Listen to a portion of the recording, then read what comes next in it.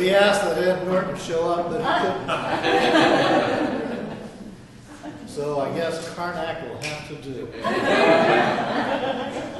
Good morning, everyone. Good morning. Served its purpose.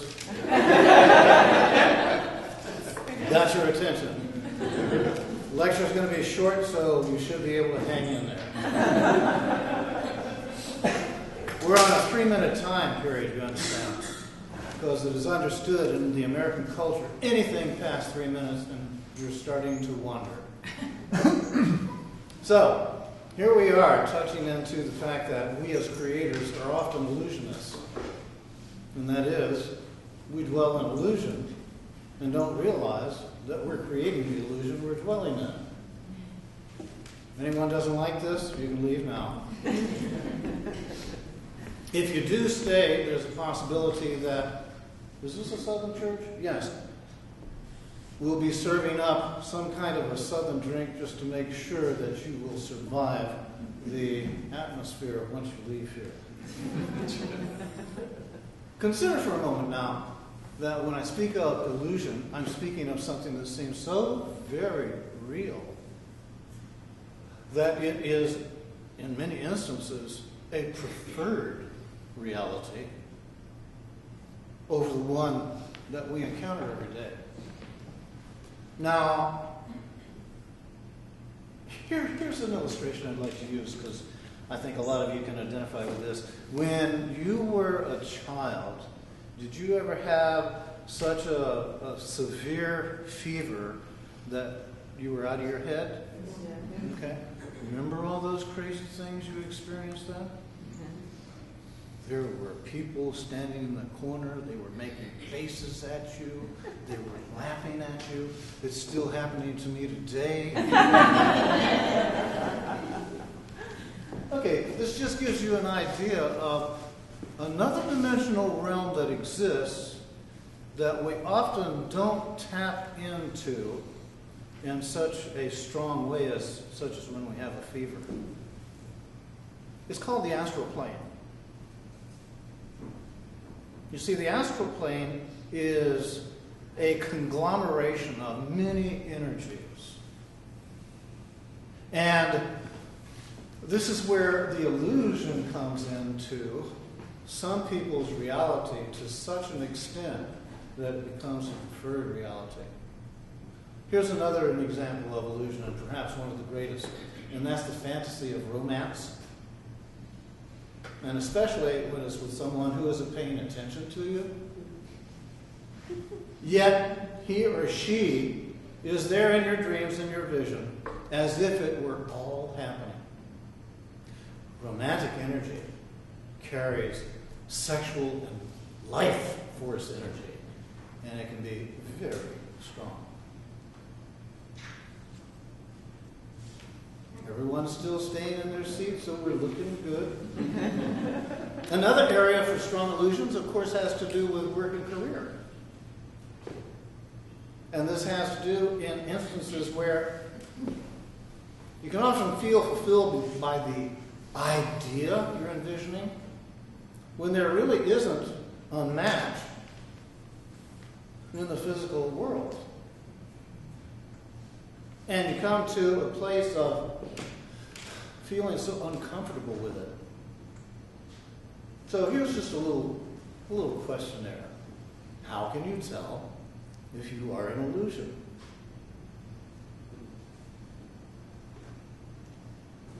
Questionnaire is over.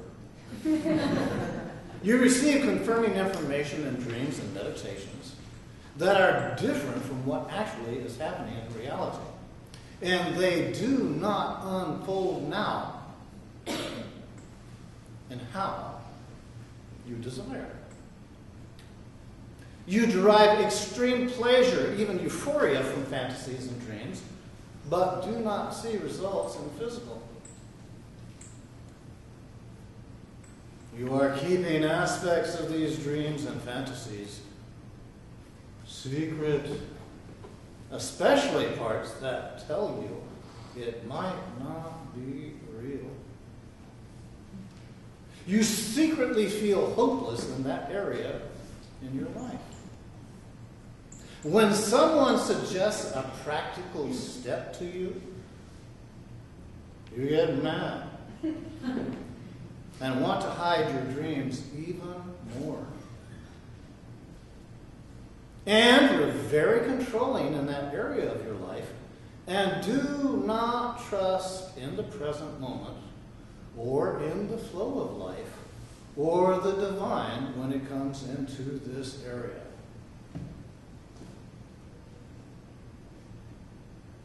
Should I put back on Karnak? Have we gotten too serious here? Hey, we're all illusionists. We create our own illusions.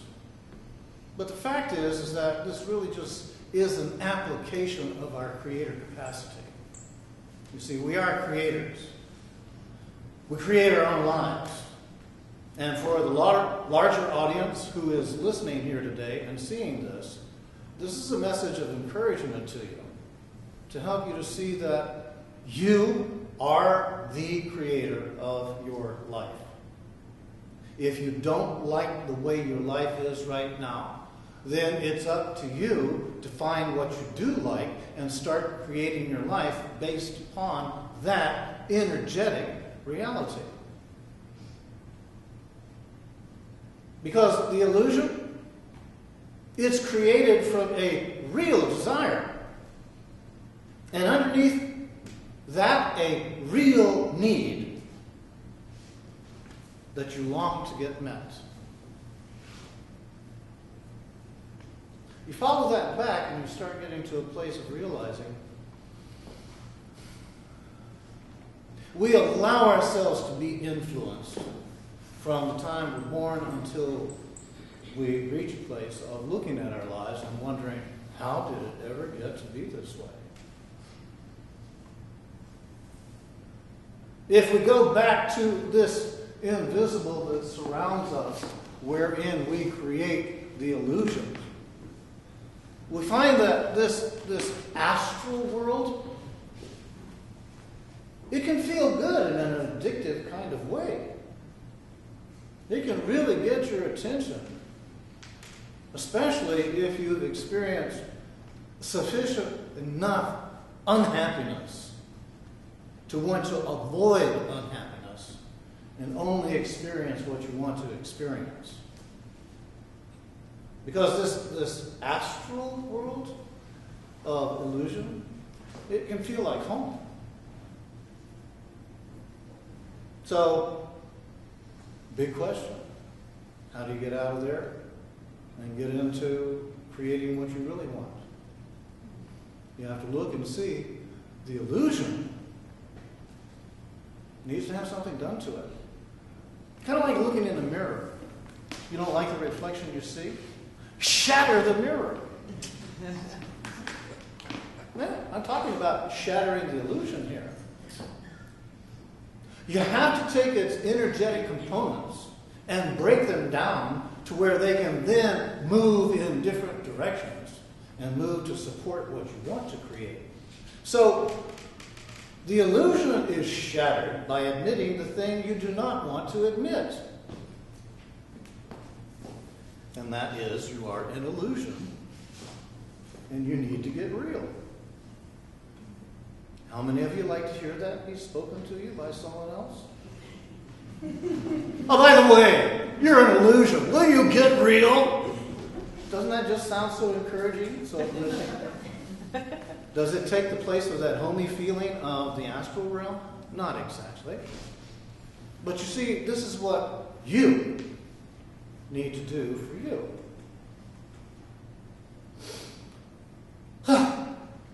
So, I used to love to watch Johnny Carson and all of the different roles he would play, and especially when he would take on Karnak, because he could get so silly and come forth with some of the most incredible predictions. And what was it? McMahon? What was his first name? Ed McMahon. He'd be right there right there helping him get through it all. In this, you look and you see, all right, similarly, we in our creative capacity are never without help. We're never without support. While Ed was paid well to be the backup man that he was, those who back us up, they don't receive any payment. They do it simply out of the generosity of spirit. But it is being brought to your attention so that you can realize you do have help. And that no matter how strong the illusion may seem to be that you have created, it is no stronger than your capacity.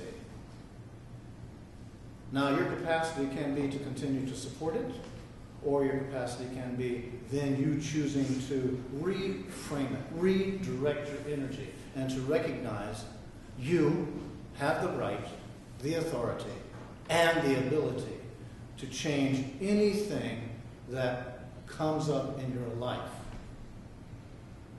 So, one of the things that come up when you are looking at shattering this illusion is, what are you protecting yourself from? If you're choosing illusion over what seems to be, you got to be doing it for some reason. It isn't just to pass the time of day.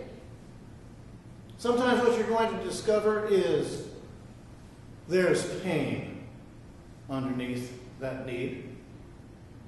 And that pain needs to be looked at, and to recognize that it is at its primary essence fear. And the fear can be very strong. It can be so strong that you up to now have given your power away to it and to others. That once you begin to come to a place of admitting it, then you're getting to a place where you can actually do something about it. When you fill your needs with the intention to heal and shift, you begin to heal and shift. You see, that's the kind of creatures we are. We're creators by design. But it's only when we actually put the pieces together and then use them that we bring about a different result. The world will begin to reflect your intention to heal and shift. And it will begin to show you indicators that you're actually moving in this direction. If we were to look at this from a perspective of dream versus real, you might see that you have allowed your dreams to become distorted or affected by other energies that have changed the positiveness of your dream to where your dream has a darker quality to it. It's then for you to look and see, is this what I want for the rest of my life? Do I want to continue generating this and attracting such things to me? Can I in myself reach a place of recognizing that if I am an illusionist, that I am also a creator, and then create the reality that I want to experience? And of course, these are questions that have answers that are revealed to us, through us, by the choices that we make. Any of us can go back in our history and see, if I persisted in living out what I once was subject to, I would not be where I am now. I have been capable of making changes, and in this I see that my capacity to change is one of my greatest strengths.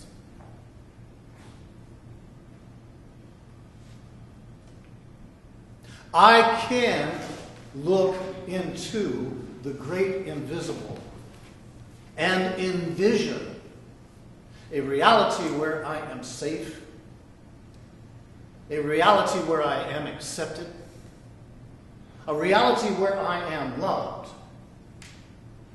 a reality where I am at peace.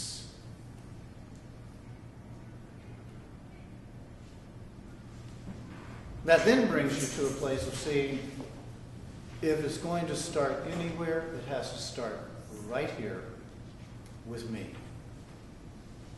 Then you're beginning to open yourself up to using your power in a constructive way, to where your dreams do not vanish.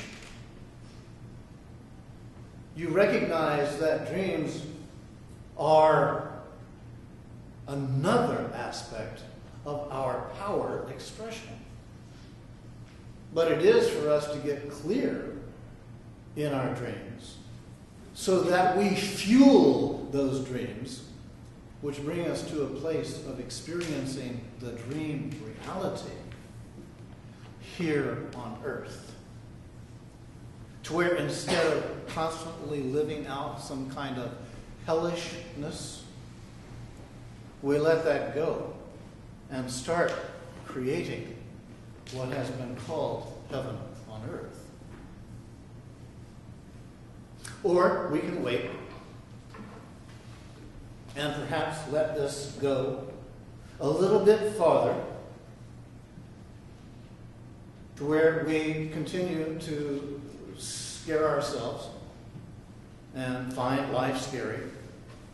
And we continue to live out our secrets because we're afraid to be honest with ourselves. You see, all of this is really bringing it to a place of seeing this is our choice that we make day in and day out that determines our day in, day out reality. This is to inspire. This is to encourage. This is to bring you to a place of feeling I have the power to make the difference, to step out of my unhappy illusion and replace it with a deep sense of who I am that will reveal itself in how I am with me and everyone else. And hey, you don't like that? Let's see what Karnak has to say to you. And the next question is, thank you.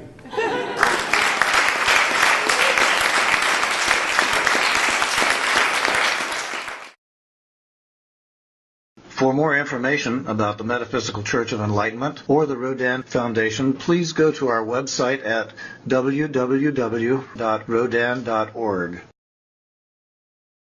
If you have been inspired by the revelations shared in these podcasts, please donate to the Rodin Foundation's ongoing efforts to help others help themselves at www.rodin.org/donate.